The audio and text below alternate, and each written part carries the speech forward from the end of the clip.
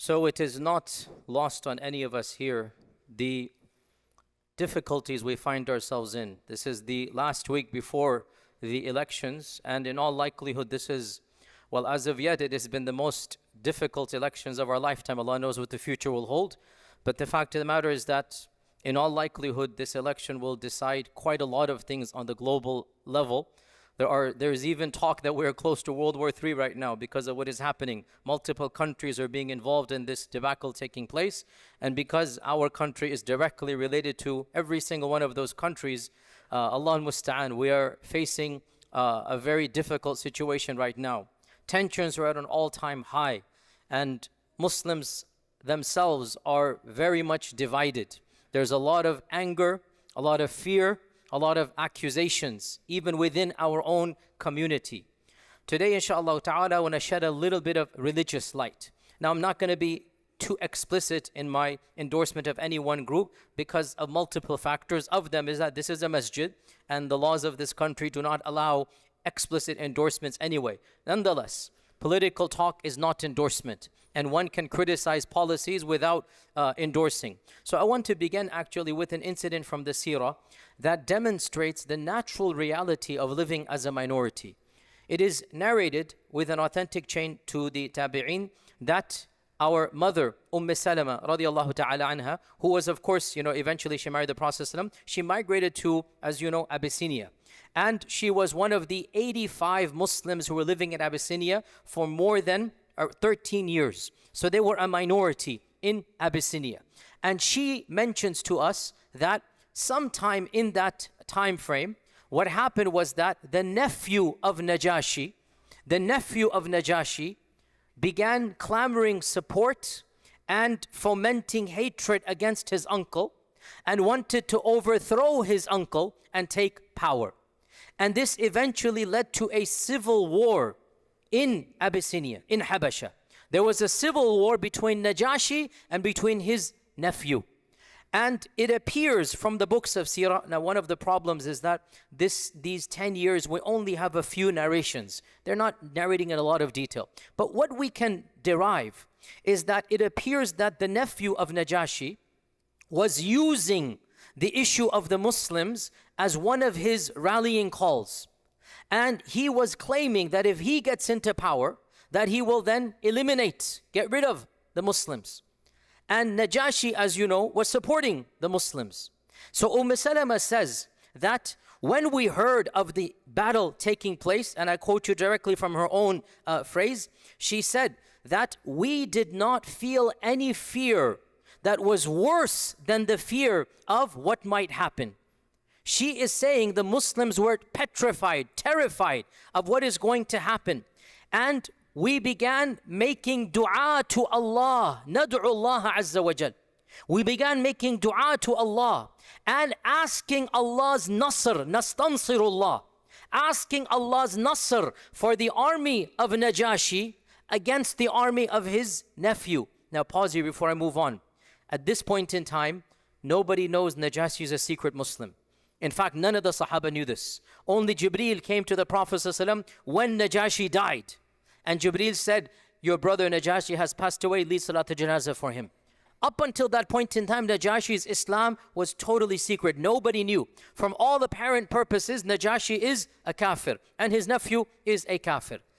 Salama says, we were making dua to Allah that we want Najashi to win. And we're asking Allah's nasr to come to the army of Najashi against the army of his nephew. And the night of the battle, we spent sleepless, awake. This is how scared they were, which demonstrates their existence was one of the political debates between them. They're so worried. They're spending the night in fear, like who's going to win? Until in their anxiety, they said, who amongst you will volunteer to go look at the battle and tell us who wins? Who's going to win the election? Who's going to win that? And Zubayr ibn al-Awwam, you all know Zubayr. Who is Zubayr? Ashara Mubashara, and the cousin of the Prophet ﷺ. He's the first cousin of the Prophet ﷺ. At this stage, he's around 19 years old. Zubayr was the youngest of them, and Zubayr was, mashallah, he was a bodybuilder, powerful man. He was a very athletic person, and he is now the youngest. Zubayr ibn Awam said, I will volunteer. They said, how are you going to go? They're on the other side of the river. He said, prepare for me a water canister, but don't fill it with water, fill it with air. So he took a water canister, he took a leather, pouch, and he used it as a floating device to swim across the river that was a tributary of the Nile. It was a very fast-flowing river, dangerous river. Zubayr ibn al-Awwam used this type of scuba equipment, maybe I can say, and maybe if you don't mind me saying that, a scuba equipment type, to use it to go underwater, under top of the water, and use that to then monitor the war from the river Nile. He's in the water and he's seeing what's happening, and he stays there until Najashi wins. And he then comes back rushing in the middle of the night. He comes rushing, and they say that he took off his upper izar, waving it to the camp of the Muslims, that Alhamdulillah, Najashi has won, as they see him from afar. This is the sign. He is so happy, he is quite literally jumping for joy, celebrating with his top garment, with his izar, top garment. He's celebrating that Najashi has won. And Salama said, we were the happiest we were when we heard the win of Najashi over his nephew. Now, of the most common sense aspects we can derive, and I only say these because unfortunately we still have some sentiments we need to gently correct in this regard. It is human nature when your existence is threatened. It is human nature when Islamophobia is on the rise. It is human nature when your freedom is going to be taken away. You don't want it to be taken away, and you want the party that will protect your freedoms to win. And so much so, the Sahaba are bringing in dua to Allah with one kafir party against the other kafir party.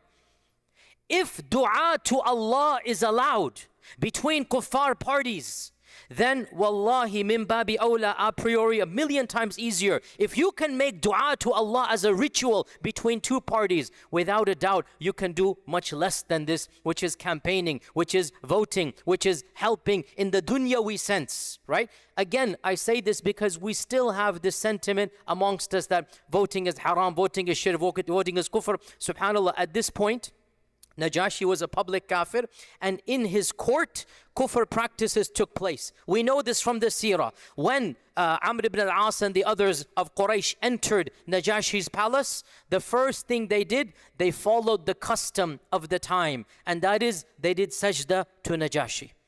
They did sajda to Najashi. And when Ja'far ibn Abi Talib and the Muslims entered, they were debating, should we do sajda, should we do not do sajda? And Ja'far ibn Abi Talib said, no, wallahi, I will not do sajda to other than Allah. And so he did not do sajda.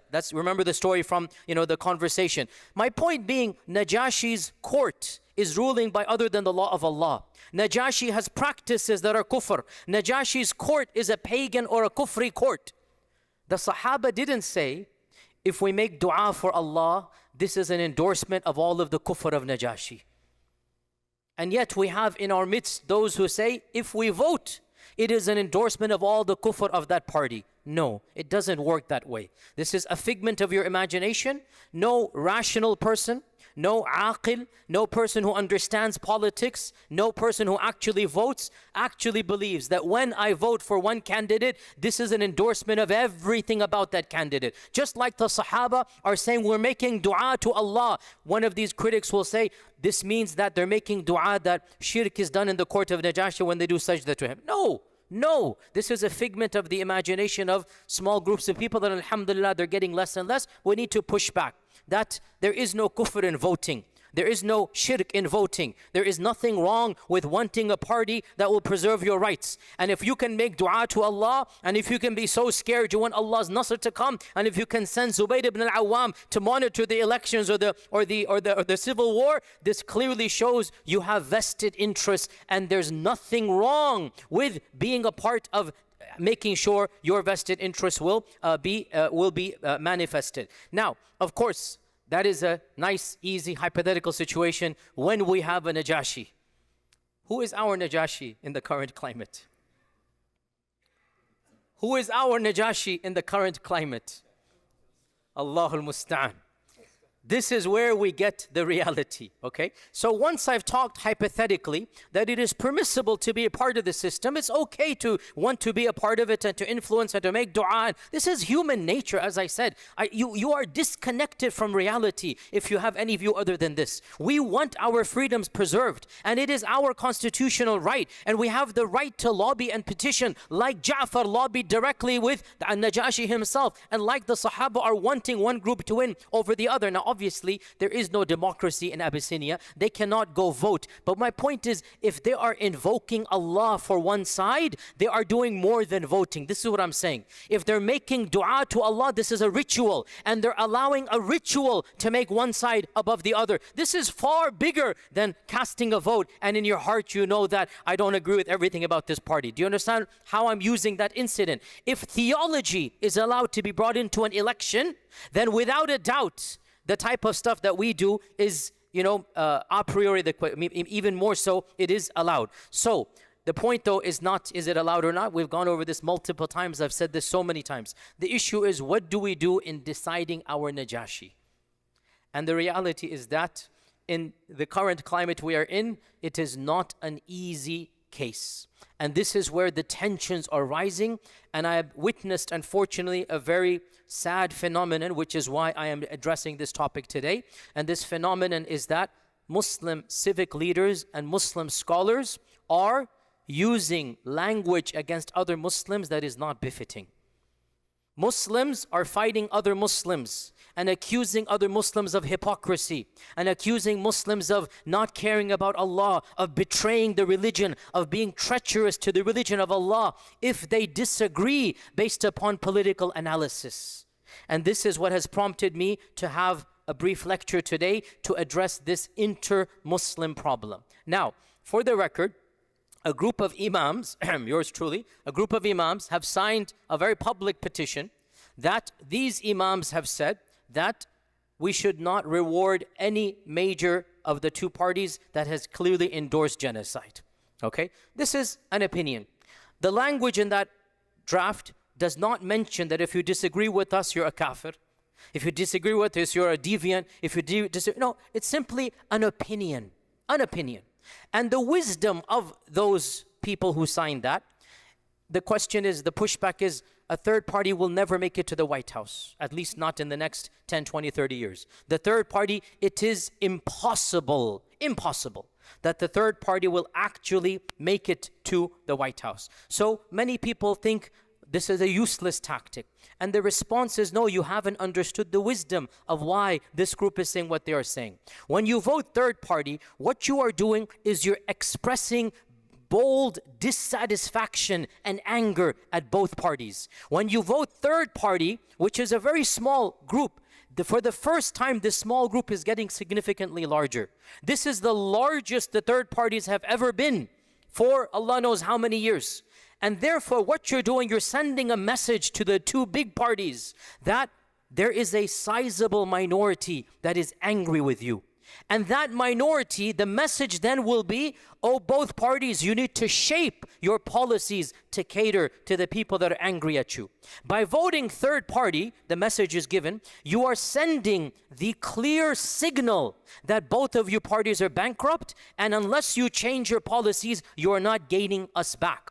Also, you are building long-term alliances with other people that are allying with you against the other two parties. When you go third party, you find lots of other demographics that are also angry with the system, and you can ally with them to break the two-party system. So the goal of third party is not immediate change, it is long-term change. And long-term change takes a while. It is gradual. Also, by the way, one of the things that you have to understand is that the third party, the way that our country works is that if the third party gains more than 5% of the vote in specific areas and states, they will get federal funding, they will be listed on the ballot, they will become an actual viable threat, and they will destroy the monopoly of the two-party system. And that is actually happening in a number of areas. So, by and large, the philosophy of those who say third party is that how can you reward a genocidal candidate? How can you ignore the fact that both candidates are jumping over each other and advocating blatant genocide? So we will not do that. We will send the message. That is their perspective. As we're all aware, there are Muslim civic leaders, Muslim imams who disagree.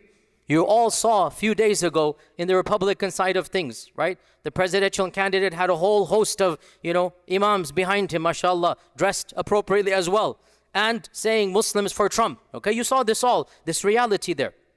And these group of imams, if you ask them, how could you have endorsed this candidate? If you were to ask them, and I did reach out indirectly to get their point of view, because I don't make verdicts without getting the perspective. And one of them, through a mutual friend, gave me a very detailed analysis that Trump had a private meeting with imams in Detroit area. There was a whole room full of clerics and civic leaders, and they spoke truthfully and factfully. They spoke with a blunt attitude that we need this. And they laid out their 4 or 5, conditions. Number 1, stop the genocide taking place, right? And number 2, other things, the realistic demands that, anybody can make to the presidential candidate. And on record, and this is on video, Trump said all of these demands, you didn't need to make them. I'm already an advocate of them. That's what he said. That's what he said, and is on video. And then he offered that group voluntarily, who wants to come on stage with me? And 5 or 6 of them volunteered, and the rest of them said no. One of them was my friend's friend. He said, the reason I went to that room was so that I can speak truth to power, not so that my name can be shown on any ballot. And that's why he did not go on stage. But he just said, I wanted to speak kalimatul haq, Imam Jair, as the hadith goes. I wanted to speak the truth and know how the Muslims feel, express our anger. So he did this and he left. But as you know, 5, 6 imams, they went there. And when you ask them, they will say that the other party didn't even give this token representation. They turned down even having a Muslim presence on their podium. And they are the ones actually doing genocide. They will say, for sure, Trump cannot get any worse than what is happening. And they have their view, in their view, that this person will be better because in the end of the day, because he has certain fiscal policies, he doesn't want American money spent overseas. He doesn't care about lives of us, but he doesn't want money to be spent. So they have an understanding that that party is better. On the flip side of the coin, you have a growing community of very prominent Muslim activists on the Democratic side. And they are, once again, advocating that Trump is going to be the worst candidate, and they have the long list of reasons. The Muslim ban, Islamophobia, rhetoric, moving to Jerusalem, capital, etc. And they have their long list over there, and everybody knows this debacle. Now, as I said, my personal opinion is besides the point. It is well known. My letter is out there. But this is a personal opinion. The Islamic fatwa, the verdict that I'm going to say now is different than my personal opinion. And that is, when it comes to political analysis, nobody can invoke the name of Allah, that they are on the side of al-haq and the other side is on batil. Nobody can bring in the religious card, because political analysis is subjective. It is conjecture. It is not certain. It is not yaqini. And therefore, if you want to accuse the other person of being wrong, no problem, meaning from the political standpoint. You even want to use language that is more harsh. You're a fool. You're an idiot. You are naive.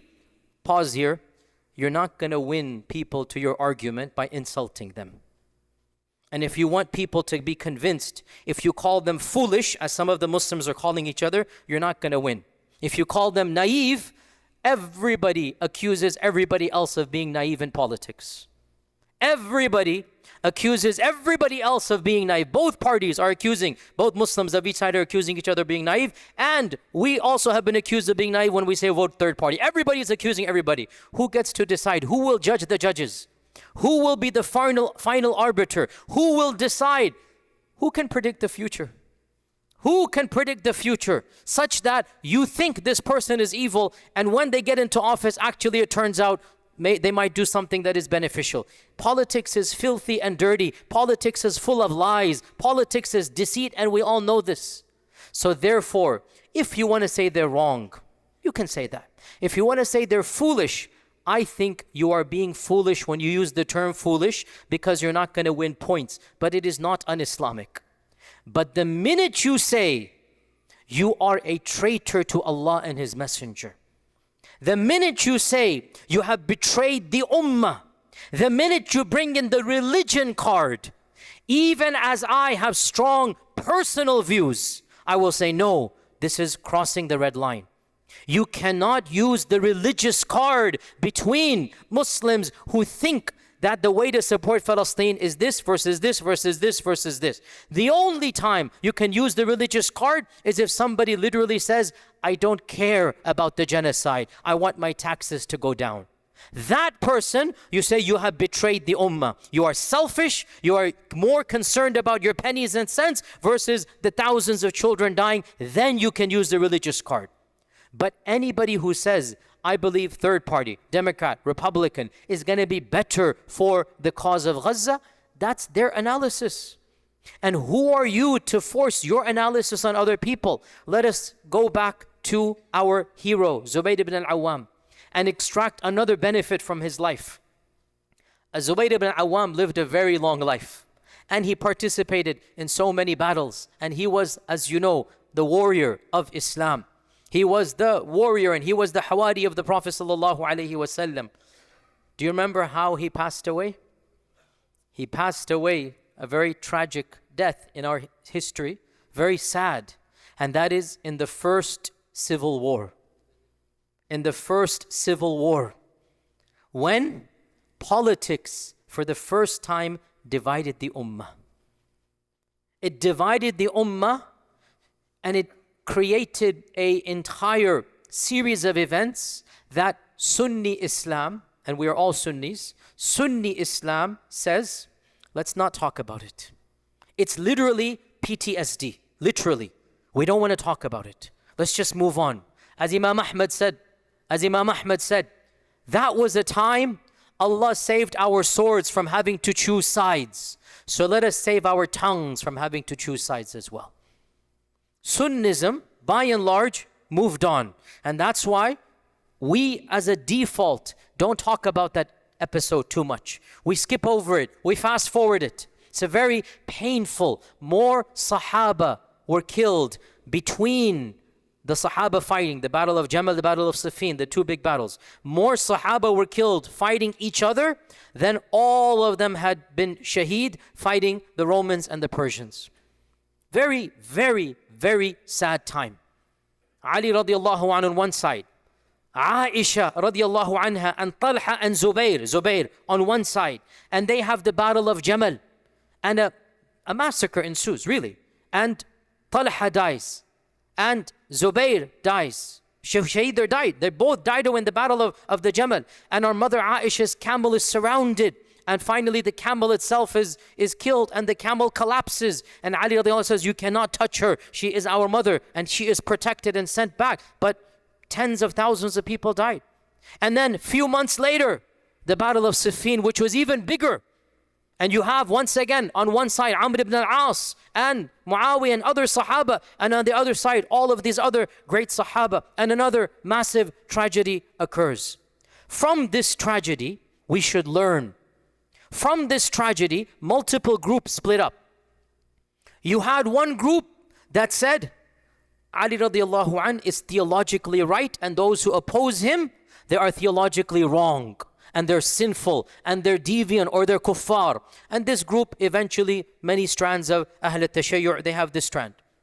You had another group which doesn't really exist as a group, but it used to exist, and the remnants are there. They're called the Nasibis. They don't really exist anymore. And the Nasibis, they actually said that Muawiyah radiallahu anhu is correct, and Ali radiallahu anhu is theologically wrong. And they would curse, a'udhu billah, Ali radiallahu anhu. And they would say he's a sinful person. And this was a group that fizzled out. It no longer exists, even though I guess some remnants are still here and there. These are two extremes. The third group, Kharijites, they broke away from Ali radiallahu an when he refused to execute the prisoners of war in the battle of Jamal, the battle of the camel, when he refused to take prisoners of war. And they said, how can you not take prisoners and take ghanima and take war booty? How can you not? And Ali radiallahu anhu said, have you no shame?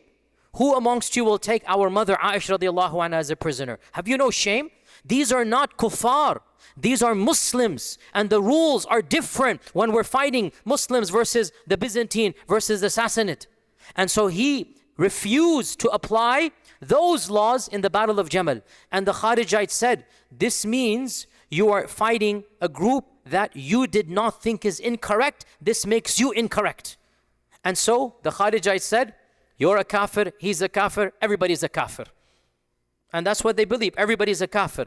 And that, by the way, I'm not trying to be too harsh, but there is an element of this in these extremist groups who keep on saying everything is kufr, kufr, kufr. There's an element of that in this group. I'm not saying they're Kharijites, but if you study Khariji theology and you study these groups, there is a little bit of similarity. The quickness to pronounce kufr. Everybody who disagrees becomes a kafir. That's not mainstream Islam. This is extremism. It's not mainstream Islam. The Kharijites said everybody is a kafir because you're wrong. Then another group comes, the Mu'tazilites. And the Mu'tazilites says both cannot be right. Either Ali is right or Aisha is right or Muawiyah is right. And then they said, but we don't know who's right. So because we don't know who's right, all of them become suspicious. They become deviants and we don't know which one is right. We're not going to say kafir. The difference between Mu'tazilites and Kharijites, the Mu'tazilites simply said, somebody is wrong and somebody is right. Because we don't know, we'll consider all of them to be wrong and leave Allah judge on the Day of Judgment. But we will not respect any of them. And the Kharijites say, well, all of them are kuffar. Now, all of these are fringe groups. We are the majority. What did Ahl Sunnah say? What did Ahl Sunnah say? Sunnism said, we will not read in theology into political decisions.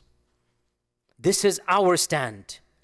We will not read in iman and kufr and sunnah and bid'ah and heresy and deviancy. We will not read that in based upon a political judgment and miscalculation.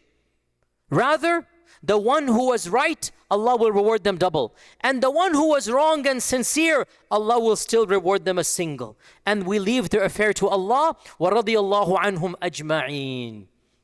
This is what we said. And that's our theology. I don't understand how some modern clerics who are involved in this don't understand. We're doing this for far bigger people. We're doing this for far greater companions. We are saying, radiyallahu anhum ajma'in. We are saying, fi kullin khair, there's good in all of them. We are saying that Allah knows who is the more right and wrong, and we will respect them and not doubt the iman of any of them. Those who did this, those who did that, they wanted the benefit of the ummah. We will not doubt their what? Intention. I don't understand why we cannot take the same philosophy and apply it to the modern context, where we don't have Aisha, Ali, Talha, Zubair.